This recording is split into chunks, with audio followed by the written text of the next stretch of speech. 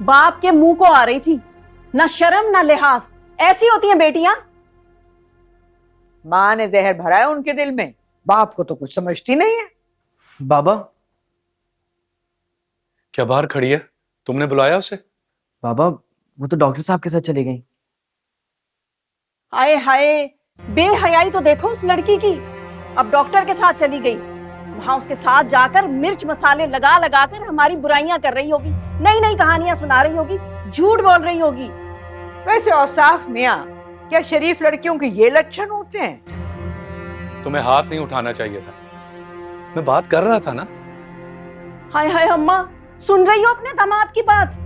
कह रहा है कि मेरे और मेरी बेटियों के बीच में कोई ना बोले, एकदम गैर बना दिया मुझे। मेरा ये मतलब नहीं था। मामा, पापा ठीक कह रहे हैं, आपको हाथ नहीं उठाना चाहिए था। अरे तुम बच्चे हो अभी, बीच में मत बोलो, इन बातों को तुम नहीं समझते। शहरोज, मैं तुम्हारा खाना बंद कर दूंगी अगर तुमने उस चुड़ैल के लिए अपनी हमदर्दी दिखाई तो। कान खोलकर सुन लो औसाफ, ये घर मेरा और मेरे बेटे का है। अगर तुमने उनको 2 क्या 1 कमरा भी दिया ना, तो मैं यहाँ से अपने बेटे को लेकर हमेशा के लिए चली जाऊंगी। ओहो, कैसी बातें कर रही हो? कौन दे रहा उन्हें यहाँ कमरे? ये घर तुम्हारा है, तुम यहाँ की मालकिन हो। मेरी क्या मजाल कि मैं कोई ऐसा फैसला करूं। अब उस डॉक्टर के सामने रो रो के हमारी बुराइयां कर रही होगी। मेरा तो ये सोच सोच कर दिल बैठा जा रहा है भाई। बाप की इज्जत का तो उसे ख्याल है ही नहीं। और बाप को देखो, मरा जा रहा है उसकी मोहब्बत में। अब काशफा ने जो थप्पड़ मारा है ना, तो बिल्कुल सही मारा। ये थप्पड़ अगर इसको पहले पड़ गया होता ना, तो यूं बाप के सामने जुबान दराजी करने की नौबत ही ना आती।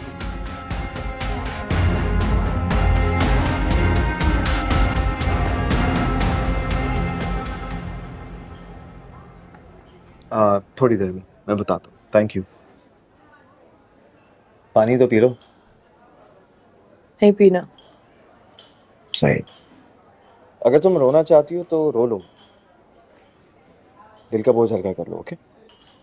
मुझे नहीं रोना, और वैसे भी ऐसी छोटी मोटी बातों पे मैं नहीं रोती और ना ही घबराती हूँ।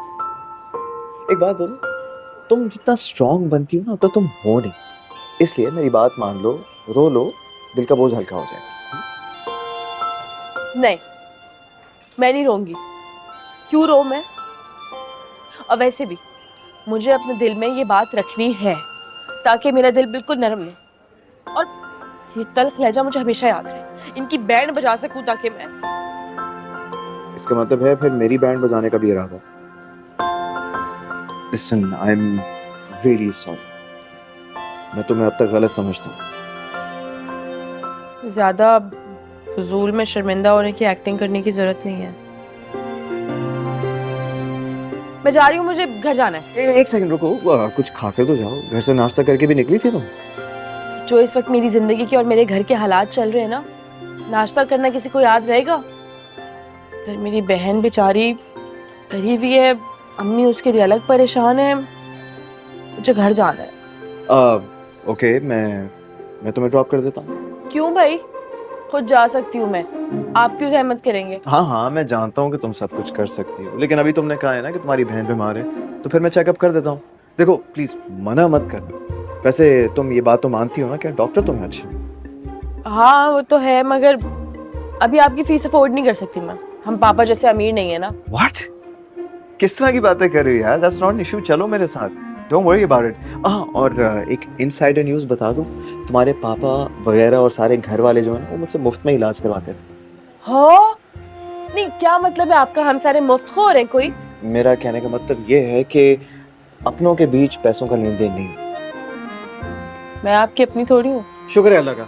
नहीं, मेरा कहने का मतलब है कि शुक्र है अल्लाह का कि मैं ये सब जानता हूँ।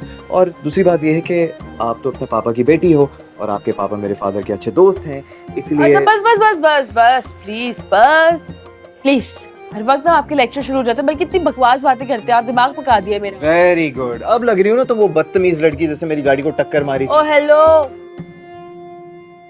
मुझ पे क्यों इल्जाम लगा रहे हैं? खुद की गलती थी, वरना मुझसे अच्छा ड्राइवर ना आपको पूरी जिंदगी में नहीं मिलेगा, बल्कि पूरी दुनिया में नहीं मिलेगा। सही बात है, बिल्कुल सही कह रही हूँ। मैं तो अच्छी तरह देख चुका हूँ तुम्हारी ड्राइविंग।